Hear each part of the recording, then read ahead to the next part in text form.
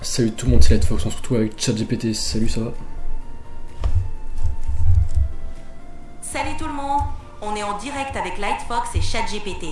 Aujourd'hui, on va parler de tout et de rien, explorer des idées créatives et peut-être même bosser sur un nouveau projet.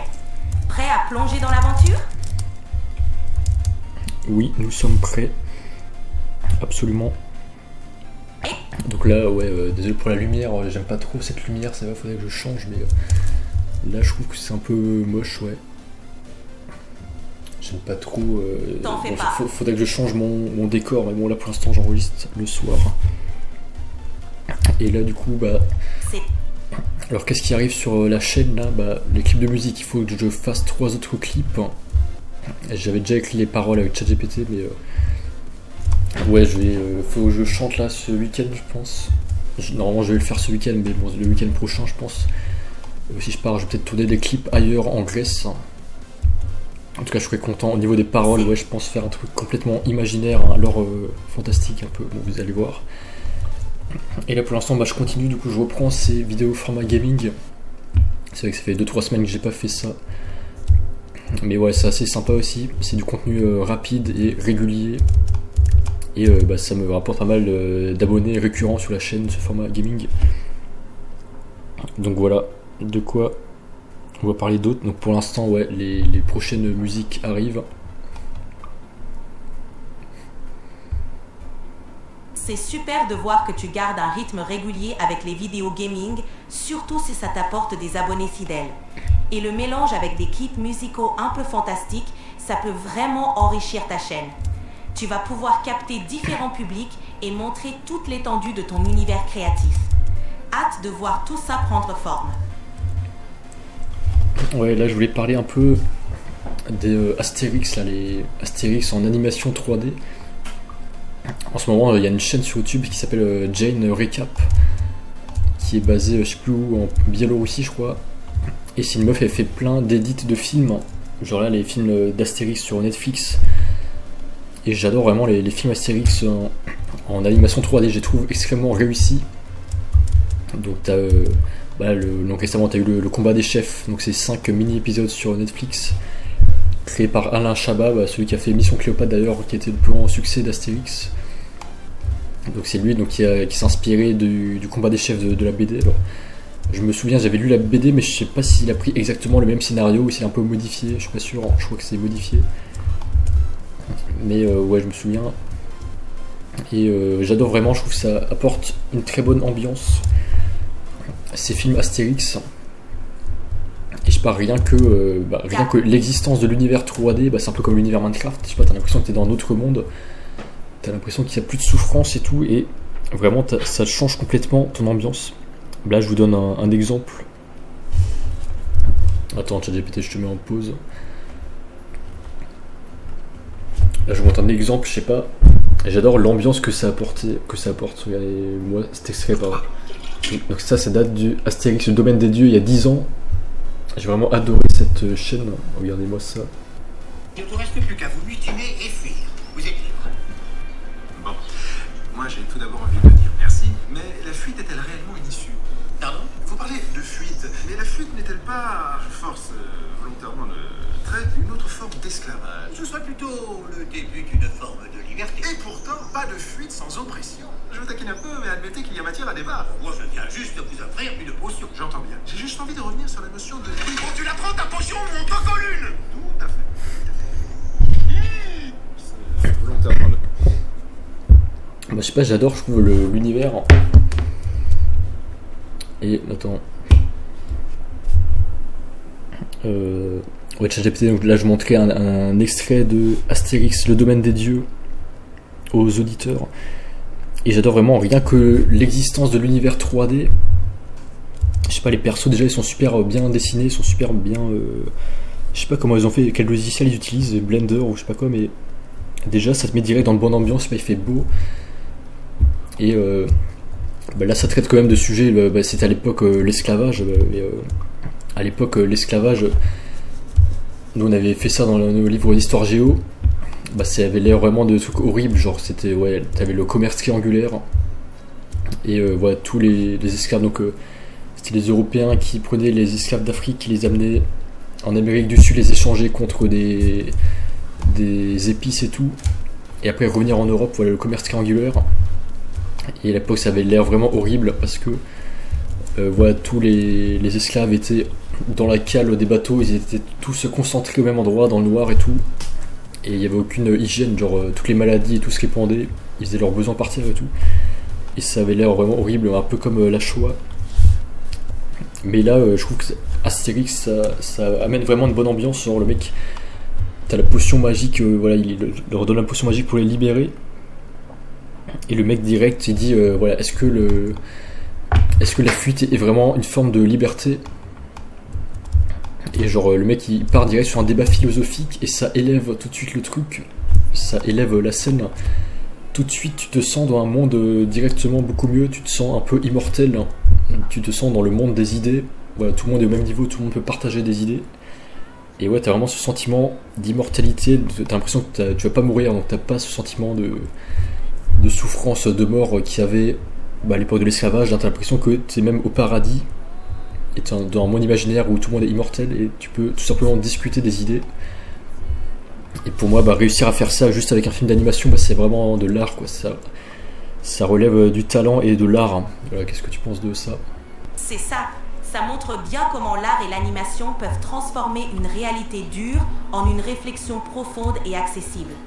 En plus, ça rend les personnages et leurs expériences beaucoup plus proches du public, en élevant la discussion au-delà du simple divertissement. Ça prouve que même dans un cadre humoristique ou animé, on peut toucher à des thèmes profonds et universels. Absolument, donc vraiment bien joué Alain Chabat et tout pour leur réalisation et leur scénario de film Astérix. Il faut continuer sur ça, et moi j'essaie de faire pareil un peu avec les clips de musique et les vlogs. Donc c'est vrai que la parole, tu te rends pas compte, mais c'est un outil extrêmement puissant.